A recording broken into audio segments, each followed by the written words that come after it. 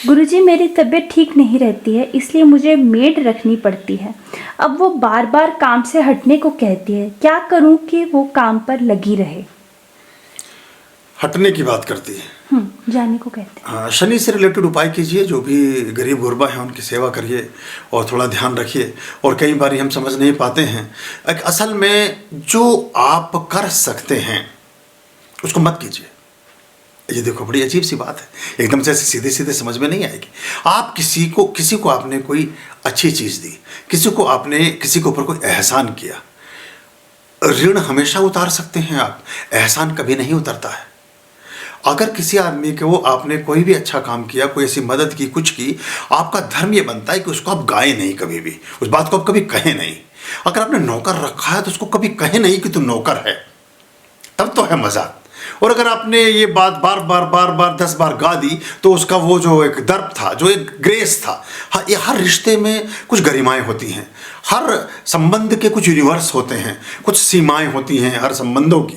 तो ऐसे ही स्वामी और सेवक का भी एक वर्तुल है, एक दीर्घा है, एक परिधि है, एक केंद्र है, एक परिधि है। उसके बीच की जो दूरी है उसको हमेशा रखना चाहिए। तो जो आप कर सकते, आपने किसी के साथ कोई बहुत अच्छा काम किया, इस अच्छे काम को के करने का पुण्य और प्रताप तभी तक है जब तक इसका बार बार आप उल्हाना ताना तकादा नहीं करते हैं, उसकी आत्मा को इस बात के लिए चोट नहीं करते हैं। किसी को आपने बहुत अच्छा खाना खिलाया और अगर आपने कह दिया उस बात को बार बार बार बार, तो उसका सारा महत्व समाप्त हो गया।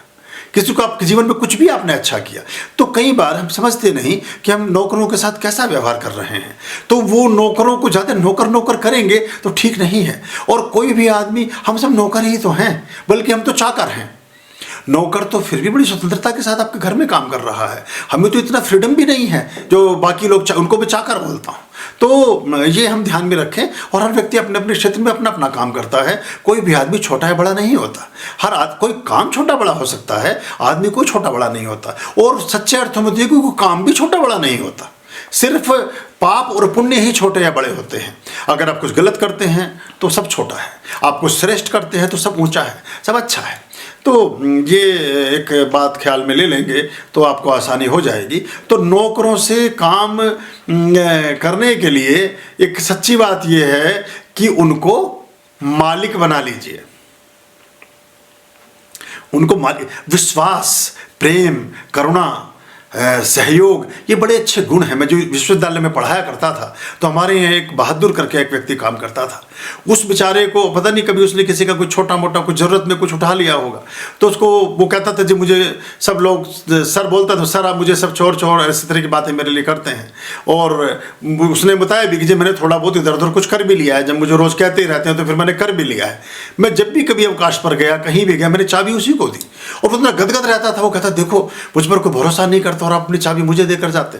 मुझे तो पता था कि कुछ गड़बड़ करेगा तो यही करेगा, इसके तकिए में रख दो सुई, तो फिर कहाँ गड़बड़ कहीं होगी ही नहीं।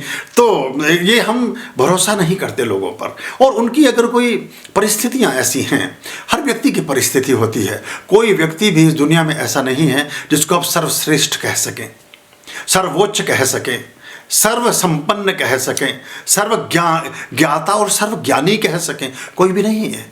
और ज्ञान का पहला लक्षण है अज्ञानता का बोध, और अज्ञानी होने का पहला प्रतीक है ज्ञान का दंभ। तो क्योंकि जहां तक हम पहुंचते हैं उससे आगे भी कुछ हो जाता है। अगर आप नारद मुनि जी को मोबाइल देते तो वो बगले झांकने लगेंगे, आप विश्वामित्र जी को टैबलेट देते तो वो काम ना कर पाएंगे। लेकिन इसका मतलब ये नहीं कि वो अज्ञानी है। या बहुत सी चीज़ें ऐसी हम कर लें तो वो समझ नहीं पाएंगे। अगर विष्णु जी खड़े हो और हवाई जहाज उड़ रहा हो तो शायद बहुत देर तक तो देखते ही रहेंगे कि ये क्या चीज़ है, चिड़िया है कि, मतलब बहरहाल परमात्मा के लिए कुछ संभव नहीं, पर प्रतीक रूप से बोल रहा हूँ। तो हम जो आपके साथ भी जुड़े हैं, सिर्फ नौकर ही नहीं, आपके तमाम संबंध, ये जीवन एक यात्रा है।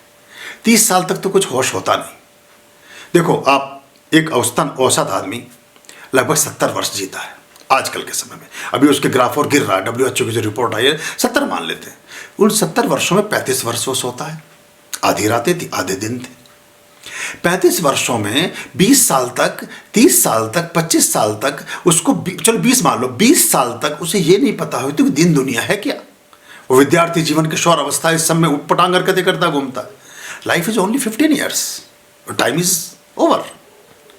15 साल का जीवन है, इसी में सब कुछ करे पड़े हैं। कोई भी आदमी हो वो एक सह यात्री है, वो एक ट्रेन है, उसमें आप बैठ गए हैं। जैसे अभी आप आएंगे, कोई रतलाम से, कोई मुंबई से, कोई भोपाल, कहाँ से आप आएंगे, अब मसूरी पहुँचेंगे, देहरादून तक जिन भी माध्यमों से आएंगे, चाहे विमान में आएँ, चाहे रेल में आएँ, चाहे बस में, चाहे अपनी कार से आएँ, जो भी आपके सहयात्री हैं उनसे आपको पता है कि ये यहाँ तक का सफ़र है बस, उसके बाद हम अलग हो जाएंगे।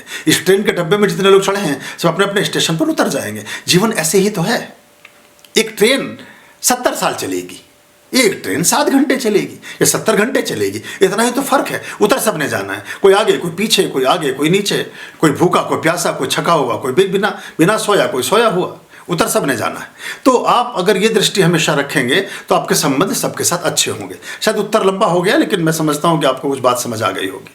खुश रहिए। आर्याम अभयाम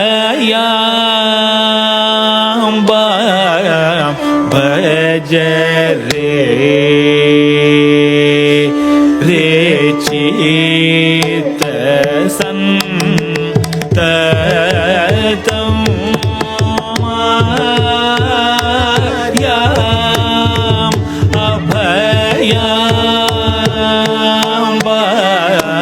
भज रे